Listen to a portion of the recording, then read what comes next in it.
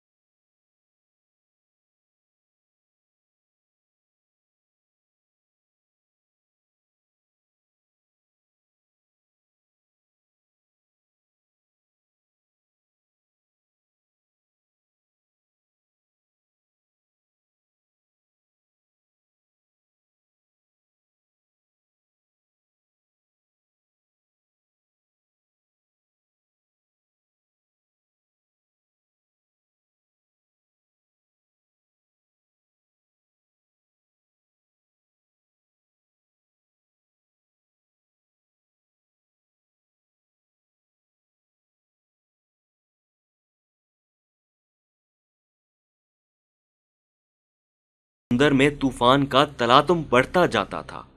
کچھ دیر چلنے کے بعد اب پہاڑیاں نظر آنے لگیں۔ کھجوروں کی قطار اور سبزہ زاروں کا سلسلہ شروع ہو گیا۔ جو ہی مدینے کی آبادی چمکی، صبر و شکیب کا پیمانہ چھلک اٹھا، کلیجہ توڑ کر آہوں کا دھواں نکلا اور ساری فضا پر چھا گیا۔ ارمانوں کا گہوارہ دیکھ کر دل کی چوٹ ابھر آئی۔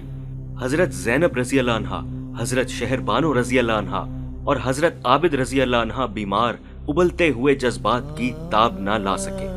اہل حرم کے دردناک نالوں سے زمین کانپنے لگی، پتھروں کا کلیجہ پھٹ گیا۔ ایک سانڈنی سوار نے بجلی کی طرح سارے مدینے میں خبر اڑا دی کہ کربلا سے نبی زادوں کا لٹا ہوا قافلہ آ رہا ہے، شہزادہ رسول کا کٹا ہوا سر بھی ان کے ساتھ ہے۔ یہ خبر سنتے ہی ہر طرف کوہرام مچ گیا۔ قیامت سے پہلے قیامت آ گئی۔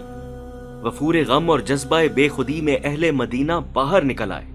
جیسے ہی آمنا سامنا ہوا اور نگاہیں چار ہوئیں، دونوں طرف شورش غم کی قیامت ٹوٹ پڑی۔ آہ فغاں کے شور سے مدینے کا آسمان دہل گیا۔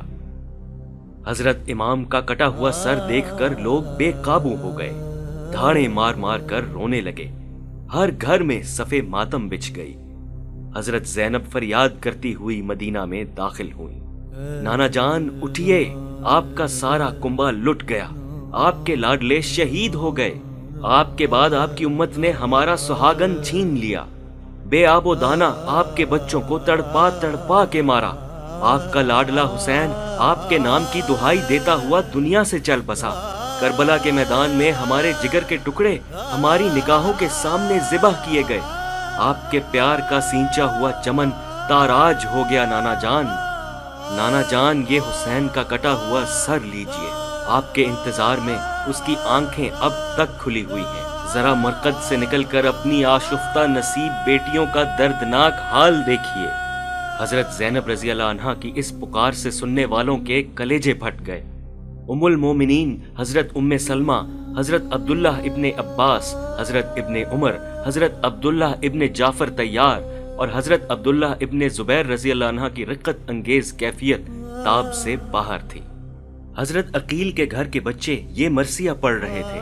قیامت کے دن وہ امت کیا جواب دے گی جب اس کا رسول پوچھے گا کہ تم نے ہمارے بعد ہماری اولاد کے ساتھ یہی سلوک کیا کہ ان میں بعض خاک و خون میں لپٹے ہوئے ہیں، تلواروں، تیروں اور نیزوں سے ان کے جسم گھائل ہیں، ان کی لاشیں بے آب و گیاہ وادی میں پڑی ہوئی ہیں، اور ان میں سے بعض قیدی ہیں، رسیوں کے بندھن سے ہاتھ نیلے پڑ گئے ہیں۔